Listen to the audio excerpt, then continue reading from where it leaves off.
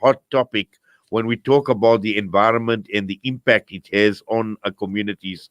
And Professor, where we coming from, we know we are a mining operation. We've got a large mining infrastructure going, and also looking at it from other developments, the likes of Sesol. When we look at other industrial developments, and this has been a bone of contention for a very very long time in terms of this disconnect or this mistrust between big industry and communities.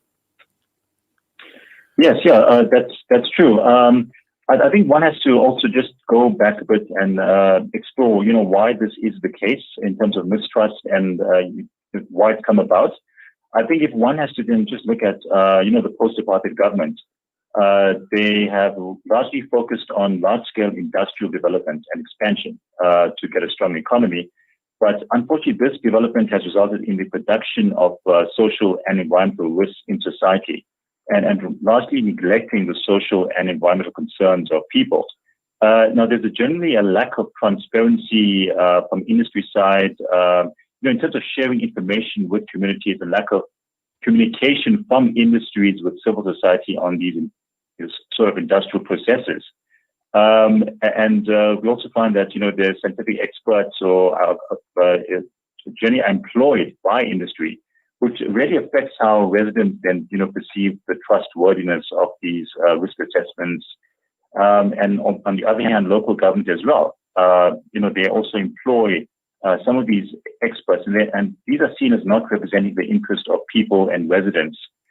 So generally, there's a trend that this authority of industry and expertise has come to question, because we've seen more of the industrial risks, and that seems to be a problem.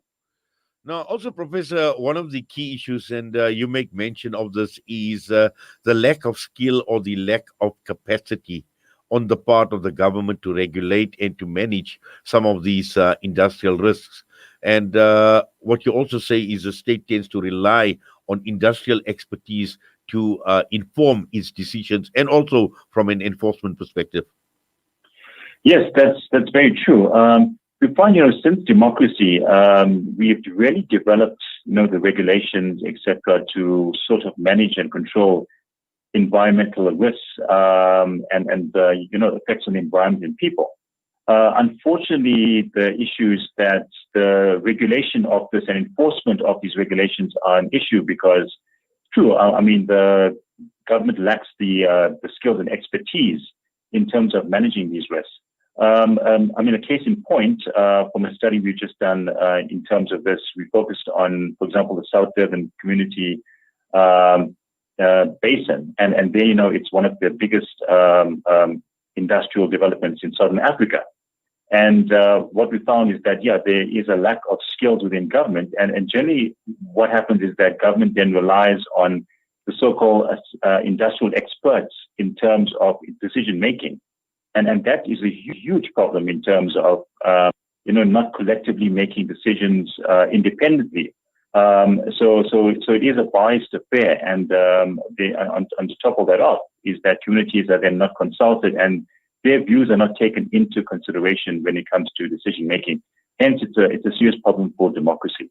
Absolutely. And I think one of the key issues here you speak about is communication, and how this is communicated to communities, because where there is a lack of transparency, and at the end of the day, it is the communities that are going to suffer. And we have seen instances where these matters have even gone to court. Yes, that's very true. Coming back again, what the major issue is that there is a lack of transparency and communication on these risks. And as I said, to actually incorporate the concerns of civil society and residents when it comes to decision making. So what we've found in our study is that the best way to actually retain public trust is actually to open up scientific assessments to scrutiny. By including more voices and perspectives, it's perceived that then decision-making is not seen as biased.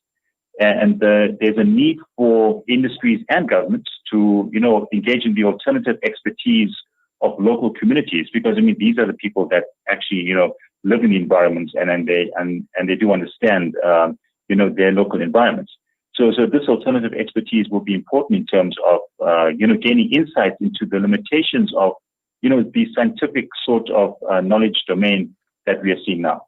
Exactly. And just, Professor, some of these risks and looking at it from an environmental perspective and also from a health perspective, what are some of these risks?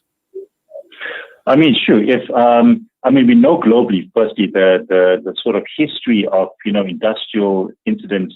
We can talk about Bhopal and the global disasters, but coming more to home, if I go back again to the case of the, South Durban community, where, there's a huge expansion of industry there. We find if you look at the global the stats there, asthma is double the global average. Leukemia and cancer is 24 times higher than the national average. There's been cases as well of gas leaks and explosions, etc. And in 2007, roughly, it's one of the multinationals there. It had a gas fuel leak.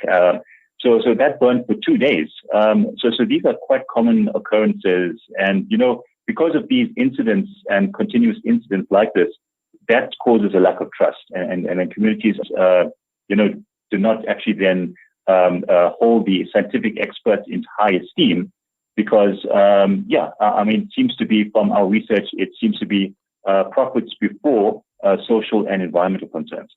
Well, Professor, I must say it's been an absolute pleasure talking with you this morning and having you a part of our News and Views broadcast this morning on Salam Media. We wish you all the best. We thank you for your time.